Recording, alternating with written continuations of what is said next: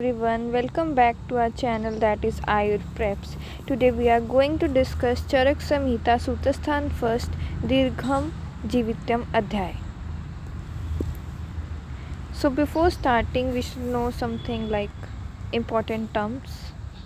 तो सूत्र स्थान को हम क्या कहते हैं? श्लोक स्थान. दीर्घम जीवित्यम मतलब दीर्घ जीवन की इच्छा अर्थात कामना करना.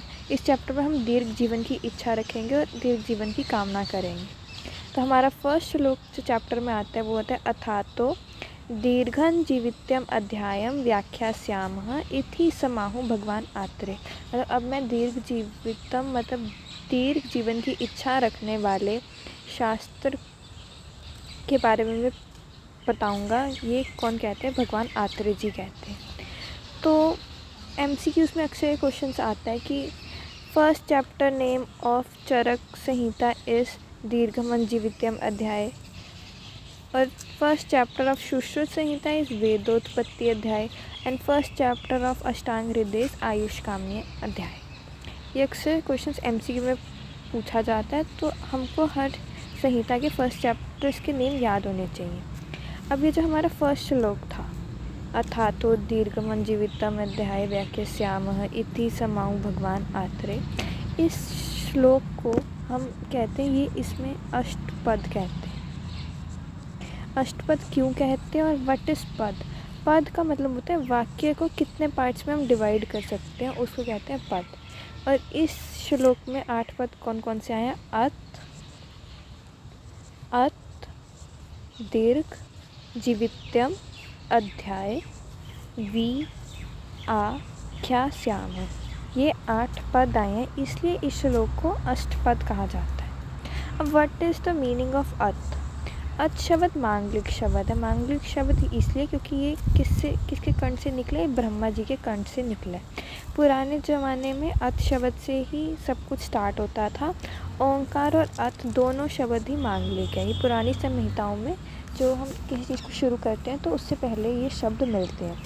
ये शब्द ब्रह्मा जी के कंठ से निकले हैं तो उनका भेदन करते हैं और उनके मुख से अन्यास उच्चारित होने के कारण ये शब्द मांगलिक माने गए. जैसे उनके मुख से जो भी उच्चारण हुआ तो इसलिए इन शब्दों को मांगलिक माने. अब और कहाँ कहाँ ये अत शब्द यूज हुआ है? अथानो ब्रह्म जिज्ञासा, इस पर भी आप देख रहे हो अत शब्द आया. अत शब्दानुशासन, अत शब्द अनंतरार्थ, इन सभी जगह जो अत शब्द प्रयोग. और मनुष्य के जीवन काल में हमारी होती है 3 ऐषणाएँ.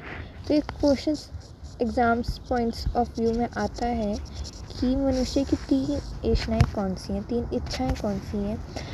वो कौन कौन सी है? प्राणेषणा, धनेषणा एंड परलोकेषणा. प्राणेषणा हमारे जीवित रहने के लिए. अगर हमारे प्राण ही नहीं होंगे, अगर हम जीवित ही नहीं रहेंगे तो फिर क्योंकि प्राणेषणा हमारी सबसे मेन ऐषणा है. क्योंकि अगर हम जीवित ही नहीं रहेंगे तो क्या मतलब है हम हमारे धन कमाने के अंदर. और सेकंड इज़ धनेषणा, धन के बिना हम मनी के बिना भी नहीं जी सकते अपने इस संसार में. एंड थर्ड इज़ परो, हम ये कामना करते हैं ना कि स्वर्ग प्राप्त हो, हमें मोक्ष की प्राप्ति हो, जब हम मर जाएं तो उसके लिए परलोकेषणा. ठीक है. अब मनुष्य की आयु को ना संहिताओं में 4 युग में बांटा गया. दैट इज सतयुग, त्रेता युग, द्वापर युग और कलयुग. सतयुग, त्रेता, द्वापर एंड कलयुग. सतयुग में मनुष्य की आयु होती है 400 वर्ष, त्रेता में 300, द्वापर में 200 एंड कलयुग में जो प्रेजेंट चल रहा है उसमें मैक्सिमम मनुष्य की आयु होती है 100 वर्ष. इसको आप एक ट्रिक से भी याद कर सकते हैं. दैट इज STD कल करेंगे, S से सतयुग, T से त्रेता, D से द्वापर एंड कल से कलयुग. और ट्रिक, सतयुग में आप देख रहे हैं ये य. सतयुग में ये जो त है ये उल्टा 4 से रिजेंबल कर रहा है ना, तो इसलिए इसमें मनुष्य की आयु होगी 400 वर्ष. त्रेता में त्र से 3 तो त्रेता, द से द्वापर और द से 2 200 वर्ष. और कलयुग आप याद कर सकते हैं 100 वर्ष. ये ट्रिक थी. कई बच्चों को ऐसे चीज़ें एग्ज़ाम टाइम में व्यू में इतना प्रेशर होता है कि चीज़ें याद नहीं रहती, तो आप ट्रिक से कर सकते हो. अब जो हमारे चरक संहिता के सूत्र स्थान है उनको 30 अध्यायों में ये ना चरक संहिता में बहुत सारे ना सूत्र स्थान है, निदान स्थान है, कल्प स्थान है एंड ऑल।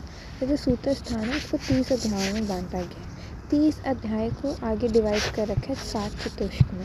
4 चैप्टर्स का एक एक ग्रुप बना रखा है। तो 7 × 4 से 28 चैप्टर्स, बट अध्याय कितने हैं? 30 अध्याय हैं। तो 2 क्या है? संग्रह, द्वय, इनको चतुष्क में नहीं रखा, ये अलग चैप्टर्स हैं और इसलिए ये मिला के बनते हैं 30 अध्याय। इनकी एक ट्रिक है, भे, स्वनिक, रोयो, अन। ये मैं भी एक्सप्लेन करती हूँ। भे से भेषक चतुष्क, स से स्वस्थ चतुष्क, नी से निर्देश चतुष्क, क से कल्पना चतुष्क, रो से रोग चतुष्क, यो से योजना चतुष्क एंड अ से अनुपान चतुष्क। चतुष्क मीन्स 4 चैप्टर्स की पेयरिंग। सब यहाँ हर 4 चैप्टर्स की ना पेयरिंग होगी। जैसे भेषक चतुष्क में चैप्टर 1, 2, 3, 4, स्वस्थ में 5, 6, 7, 8, निर्देश में 9, 10, 11, 12, कल्पना में 13, 14, 15, 16 एंड रोग में 17, 18, 19, 20, योजना में 21, 22, 23, 24 चैप्टर, अनुपान में 25, 26, 27, 28 अध्याय। और जो 2 रह गए उनको कहते हैं संग्रह, द्वय। ये चतुष्क का पार्ट नहीं है, बट 30 अध्याय पूरे करने के लिए उन्हें संग्रह, द्वय में कह दिया। अब जो बेसिक क्वेश्चन हमसे पूछा जाता है एग्जाम पॉइंट ऑफ व्यू में कि व्हाट इज़ अनुबंध चतुष्टय, इस पर बहुत कॉमन क्वेश्चन आता है 4 नंबर का। तो अनुबंध चतुष्टय के लिए आप ट्रिक याद कर सकते हैं APSA। अनुबंध चतुष्टय में क्या आता है? अभिधेय, प्रयोजन, संबंध, अधिकार और अधिकारी।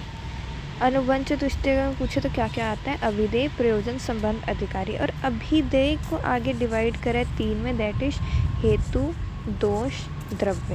हेतु, दोष, द्रव्य को कहते हैं स्कंत्रय। तो ये भी क्वेश्चन पूछा जाता है, व्हाट इज स्कंत्रय, व्हाट इज अनुबंध चतुष्टय। तो ये सारे आपसे क्वेश्चन पूछे जाते हैं। अब व्हाट इज अभिधेय? अभिधेय मीन्स कि डिजीज़ अभी हुई नहीं है, बट वो उसका सिर्फ स्टार्टिंग फेस है। जैसे अभी मेरे को सिर्फ कफ है, सिर्फ उसका स्टार्टिंग फेस है। अगर मेरे को वो डिजीज़ अभी हुई नहीं है, बस सिर्फ कफ हुई है, तो अगर मैंने उसको नहीं रोका तो वो निमोनिया में कन्वर्ट हो जाएगी या किसी और कफ रिलेटेड कोई एक्सट्रीम डिसऑर्डर्स में कन्वर्ट हो जाएगी। अगर उसकी मैंने ट्रीटमेंट कर दी तो वो अभिधेय कहलाएगा और डिजीज़ उससे प्रिवेंट हो जाएगी, आगे वो सीवियर डिजीज़ में कन्वर्ट नहीं होगी। तो रोगों की उत्पत्ति को रोकना क्या कहलाता है? अभिधेय। अभिधेय के आगे हमें 3 भेद पड़ते हैं, हेतु, दोष, द्रव्य। हेतु को कहते हैं, हेतु का मतलब होता है निदान, मतलब कॉज क्या था डिजीज़ का, हमें कॉज भी तो पता होना चाहिए ना, क्यों हुई डिजीज़। मैंने ठंडा पानी पिया, मैंने आइसक्रीम खाई एंड ऑल।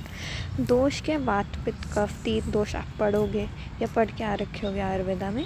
और द्रव्य मीन्स औषधि, ड्रग, उसको मेडिसिन क्या दें, किस उसका कॉज क्या है, किस दोष की वजह से हुई है, और उसको क्या फिर हम द्रव्य देंगे, वो सारे इंक्लूड होते हैं स्कंत्रय में। अब प्रयोजन क्या है कि गोल क्या है, क्यों पढ़ रहे हैं हम संहिता, क्यों हमें चरक संहिता पढ़नी है, इसका गोल क्या है वो हम देखते हैं।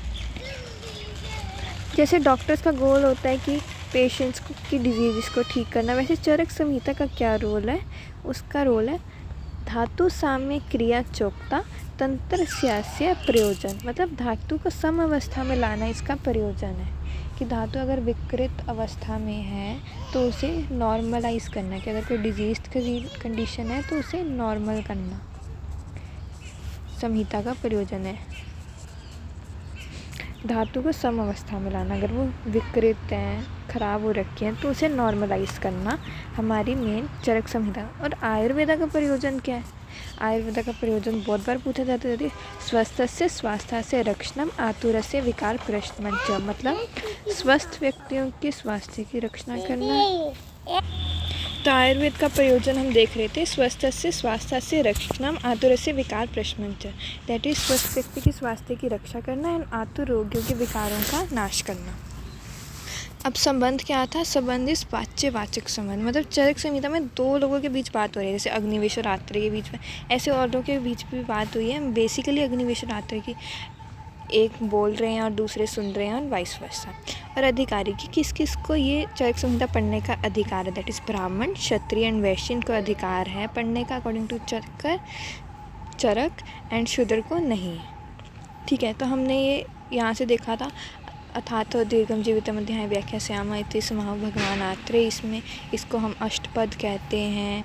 और एक मेन चीज़, चरक संहिता के मूल उपदेशक कौन है? आत्रेय जी। इनका काल था 1000 BC एंड चरक संहिता के तंत्र करता है अग्निवेश, इनका काल भी 1000 BC एंड प्रति संस्कृता ऑफ चरक संहिता के प्रति संस्कृत चरक जी ही हैं, इनका काल है 200 BC एंड संपूर्ण कौन है? दृढ़बल, इनका काल है 4 AD।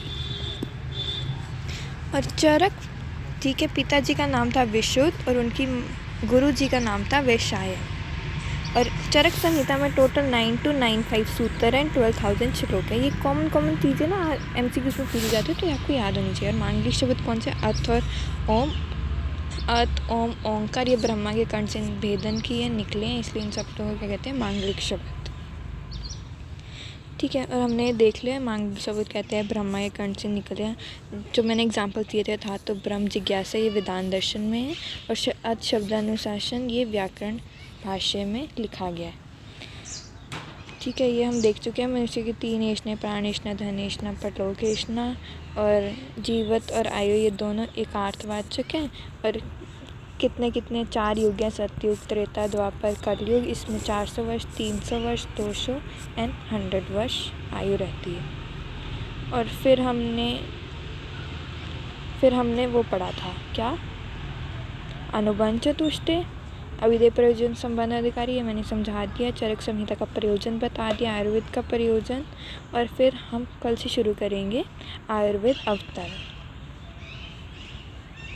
ये भी बता दिया मैंने कौन कौन से चतुष्टय हैं, कितने चैप्टर्स हैं।